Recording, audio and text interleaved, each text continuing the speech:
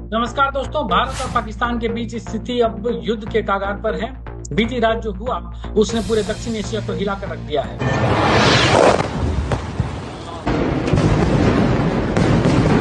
आज मैं आपको दूंगा इस पूरे घटनाक्रम की पूरी और सटीक जानकारी। यह सिर्फ खबर नहीं है, यह इतिहास बन रहा है। आइए जानते हैं क्या हुआ, क्यों हुआ और आगे क्या। सब कुछ शुरू हुआ पिछले महीने कश्मीर में पहलगाम में हुए एक आतंकवादी हमले से। 26 निर्दोष पर्यटक, जिनमें ज्यादातर भारतीय हिंदू थे, उन पर हमला करके उन्हें मार दिया गया। भारत ने साफ कहा, इस हमले के पीछे पाकिस्तान समर्थित आतंकवादी संगठन का हाथ है।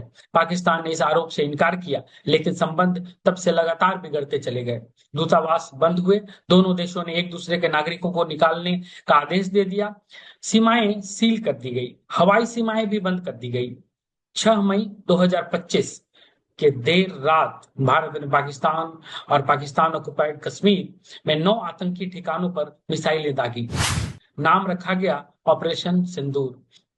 भारतीय सेना ने कहा, हमने उन्हीं जगहों को निशाना बनाया है जहां से भारत के खिलाफ आतंकी हमलों की योजना बनाई जाती है। कोई भी पाकिस्तानी सैन्य ठिकाना नहीं मारा गया है। हमारा कदम सीमित और मापी गई प्रतिक्रिया है। पाकिस्तान में जहां हमला किया गया उसमें बहावपुर, मुरीदके और सियालकोट शामिल हैं, जो पीओके में आता है।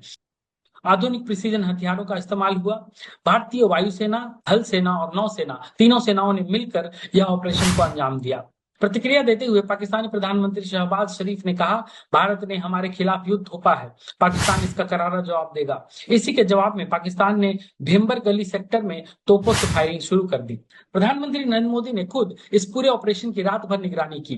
भारतीय अधिकारियों ने बताया कि 9 के 9 टारगेट सफलतापूर्वक तबाह किए गए। भारत ने अमेरिका, रूस, यूके और सऊदी अरब सहित कई देशों को इस कार्रवाई की जानकारी दी थी। श्रीनगर एयरफील्ड को बंद कर दिया गया है।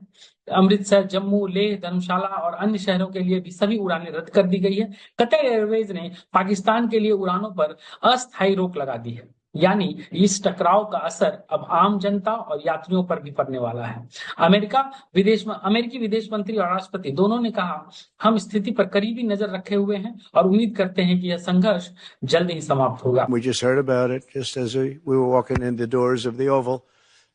Just heard about it.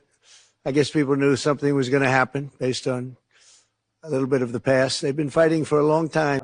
आखिर क्यों करना पड़ा यह ऑपरेशन सिंदूर भारत को? जब देश के निर्दोष नागरिक मारे जाते हैं और हम चुप रहते हैं तो आतंकवादियों का मनोबल बढ़ता है। ऑपरेशन सिंदूर भारत का स्पष्ट संदेश है, आतंक के समर्थकों को बख्शा नहीं जाएगा। पूर्व वायुसेना प्रमुख RKS भदौरिया ने कहा, यह बदला सिर्फ आतंकवादियों से नहीं बल्कि उनके संरक्षकों से भी है। दोस्तों, यह समय केवल खबरें सुनने का नहीं है, यह समय है एकजुट होकर यह संदेश देने का कि भारत की सुरक्षा और नागरिकों की रक्षा के लिए देश कोई भी कीमत चुकाने को तैयार है। आइए प्रार्थना करें कि स्थिति जल्द ही सामान्य हो जाए, लेकिन यदि जरूरत पड़ी तो भारत हर चुनौती का सामना करने के लिए तैयार है। जय हिंद, जय भारत। इस चैनल को सब्सक्राइब करें ताकि आपको हर बड़ी खबर की निष्पक्ष और पूरी जानकारी मिलती रहे। कमेंट में लिखें, क्या आप भारत के इस कदम से सहमत हैं?